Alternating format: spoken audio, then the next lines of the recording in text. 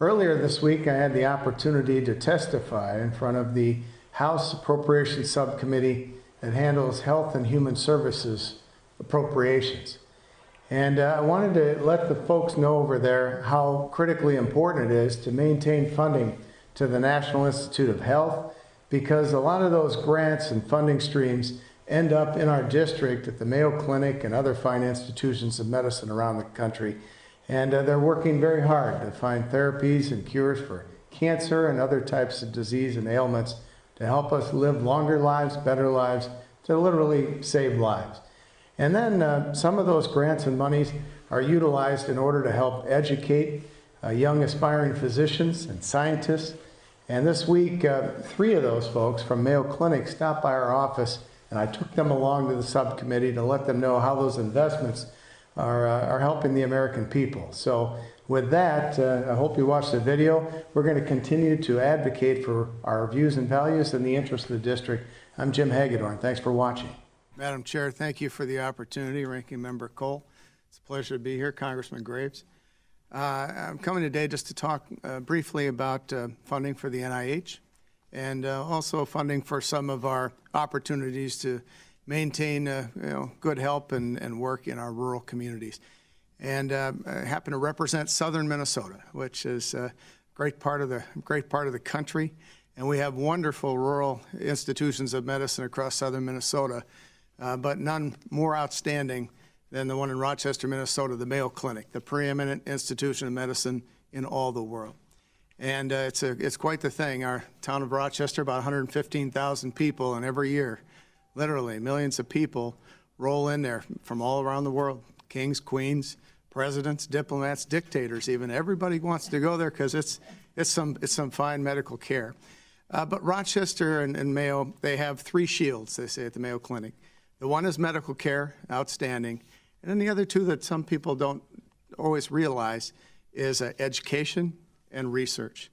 And it's on the research side that they work hand in hand with many institutions, and they get some funding from the NIH, and they're doing wonderful things with that funding. And you probably heard lots of testimony about how the investments that you made in that area are helping people with life-changing situations. Cancer could be helping prolong life, help people live better lives. And so I would advocate that you try to fully fund as best you can those programs to continue the research in those areas, so we can help the American people and help all of mankind, because lots of what we do in the United States is piggybacked all around the world. And today I'm joined by 3 people who happen to be in my office just this morning from the Mayo Clinic. Students, we have Tyler, we have Lindy, and Naz. And they happen to be students at Mayo, and they're kind of along these efforts that they're really trying to move forward to say, let's not just train doctors, let's not just train scientists, let's train doctors who are scientists. And all 3 of them are working in those areas to be both. And pediatrics, could be Alzheimer's research, things of that nature. And I think it's a wonderful program. It makes a lot of sense. So I can tell you that the investments that you made are true to form, right behind me, right there, these 3 youngsters. And they're going to go on to do great things, not just for Mayo, but for all of us. And another area that's important to our district in Minnesota and elsewhere is the concept that postgraduate work, we keep people in our communities, especially the rural areas. And, I think there was a program started maybe just last year, and I don't believe it was fully funded. Maybe it was about $200 million, I think was asked, maybe $25 million was appropriated. But whatever you could do to expand that, because that helps us in areas where we have lots of rural folks that need help, and we need to have every incentive possible to keep people in our communities, and because everyone in our country deserves quality, timely medical care. And so that's what we're advocating for today, and I appreciate your time. I appreciate your time in being here, and offer congratulations to the youngsters, as they are, behind you, really. Compared to me. Right, well, and I'll speak for myself and compared to me as well, but thank you, and thank you for your pursuit of excellence. I'm particularly committed to research. I'm a survivor of ovarian cancer. some 33 years ago. And so I always say, and ranking members heard me say this before, I'm here because of the grace of God in biomedical research.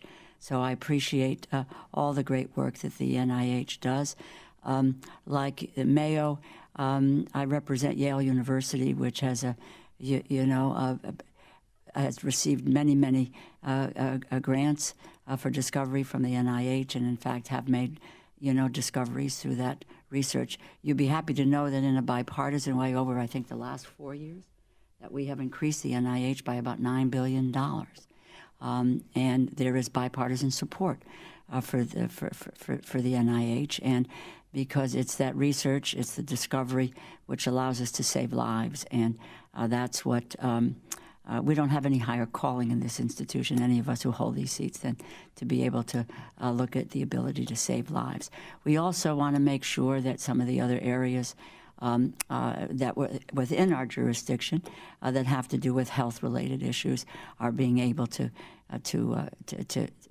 see increases as well, because all of this, as I say, is really the response to chronic illness, to illness in this nation. And so you can be assured that there is a primary focus on the National Institutes of Health and its funding. And I might add, and I'll yield to my colleague, the ranking member.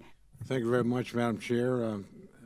My good friend from Minnesota, you're very smart to come here and advocate something that we're all for, because as the chair pointed out, in a bipartisan way, we've substantially increased NIH funding over the last 4 years, and it's something I hope we can continue to do going forward. It's very important, actually, for the people behind you to see a signal that this country's serious about biomedical research and intends to invest in it for a long time to come, so that they can plan their careers accordingly and know that there's going to be research dollars available. I'm particularly in favor of the second point you mentioned, the graduate medical education thing. We actually added that to the bill last year. We're still waiting for HHS to actually submit the criteria by which people could apply for those grants, but it is designed to try and help rural areas, underserved areas as well. To show you the serious commitment here, our chair is leading us to the NIH, I think Monday. Well, this committee next week or sometime next couple of weeks. Yes. We literally, this committee goes and visits the NIH regularly in addition to the testimony and comes down here. So I think that's a sign, again, about how seriously we take it. We quite often have the chair of the full committee that joins us as well. I think this is something that will continue. 2 points worth making, I think, here is this actually has been, for many years, certainly before I was in Congress, a not only bipartisan commitment, but something where Congress has taken the lead.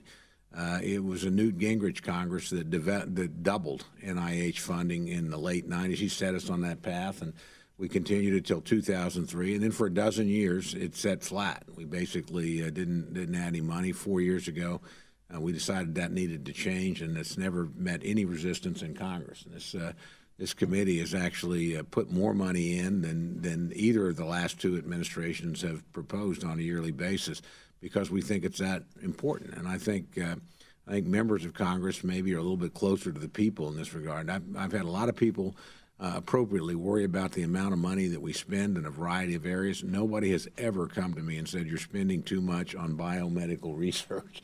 We just really don't need that new cure for cancer. The Alzheimer's challenge can wait. We just don't get that. This is something that the American public is very much for, and frankly, the cures at NIH and in the implementation at the Center for Disease Control, absolutely critical in protecting American lives. It's every bit as important as anything we do at defense. I always use the line, you're much more likely to die in a pandemic than a terrorist attack. So you really need the research that puts us in a position to deploy cures, and then you need the folks at CDC who are the front line of the public health system inside the United States. These are very wise investments that you're advocating for. And I also want to add, we did another smart thing last year that I hope the chair and our friends in the Senate sees fit to do, as we put in language on what's called facilities and administration, to make sure that we don't, while we give with one hand, take away with another. and limit the ability for us to have the infrastructure that you need to actually do the research. So these are issues that your friends from Mayo have been in my office many, many times. I know they've been in the chair's office as well. So they're up here advocating, honestly, as you did, not just for your district or themselves as an institution, but for all of humanity. So these are investments I think we can be proud of, and I suspect everybody thinks. We all know we won't be here forever. So you want to think about what did you do when you were here that might have made a difference someplace. This is one of those areas where I think Congress, in a bipartisan sense, can say we've made a difference here. It's improved lives, the lives of the American people, and frankly, lives far beyond our own country. So appreciate your advocacy here. I think it's important to do, and it's important for your constituents to know that you're down here pushing something that, frankly, is critical to them and has a good chance of getting bipartisan support and a reasonable chance that we'll continue the pattern that we've been on in this area, because it's been very bipartisan, and it's something I think Congress has been very proud that it's worked on the last 4 years. So glad to have you as part of the fight and pushing this forward.